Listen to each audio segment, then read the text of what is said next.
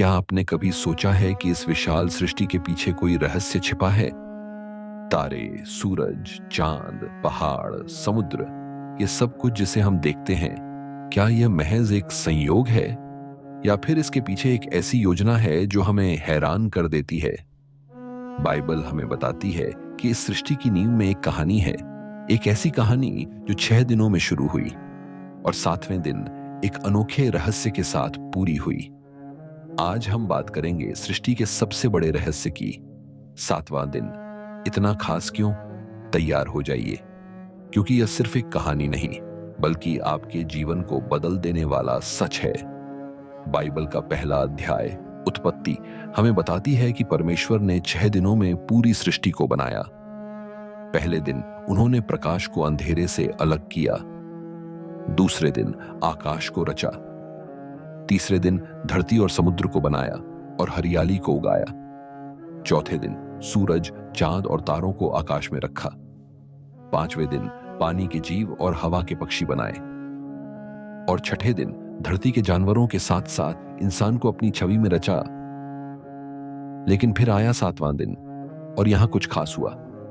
उत्पत्ति 2 अध्याय के 2 और 3 वचन में लिखा है, 7वें दिन परमेश्वर ने अपना काम पूरा कर लिया था जो उसने बनाया था और 7वें दिन उसने अपने सारे काम से विश्राम किया और परमेश्वर ने 7वें दिन को आशीष दी और उसे पवित्र ठहराया। यहां सवाल उठता है, 7वां दिन इतना खास क्यों? क्या परमेश्वर थक गए थे? नहीं, परमेश्वर कभी थकते नहीं। तो यह विश्राम क्या था? 7वां दिन सिर्फ एक ब्रेक नहीं था, यह एक उपहार था।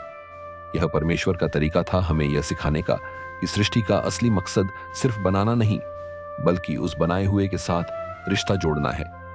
साथ ही यह 7वां दिन, जिसे परमेश्वर के लोगों हम रविवार का दिन कहते हैं, हमारे लिए एक खास दिन है। हम चर्च में परमेश्वर के भवन में जाते हैं और प्रार्थना करते हैं। हम परमेश्वर से कहते हैं, परमेश्वर, हम आपका धन्यवाद करते हैं आज के दिन के लिए जो आपने हमें आपके भवन में आने का मौका दिया।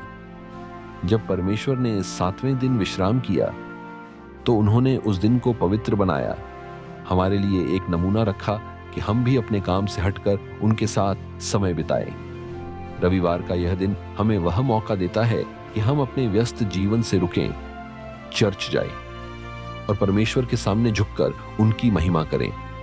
7वां दिन एक संकेत है, परमेश्वर और इंसान के बीच अनोखे बंधन का प्रतीक। यह हमें याद दिलाता है कि हम उस अनंत शांति के लिए बने हैं जो परमेश्वर हमें देना चाहते हैं।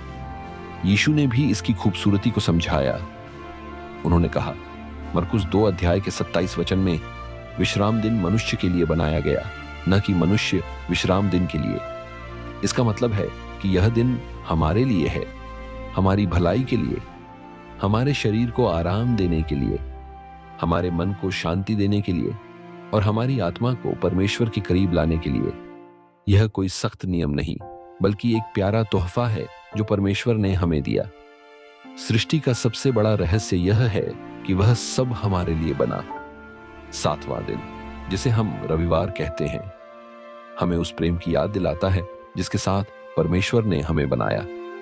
यह वह दिन है जब हम चर्च में प्रार्थना करते हैं और कहते हैं, परमेश्वर, हम आपका धन्यवाद करते हैं।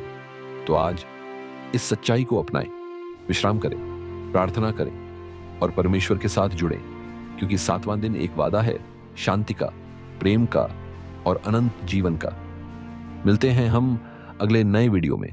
तब तक के लिए आप सबको जय मसीह की।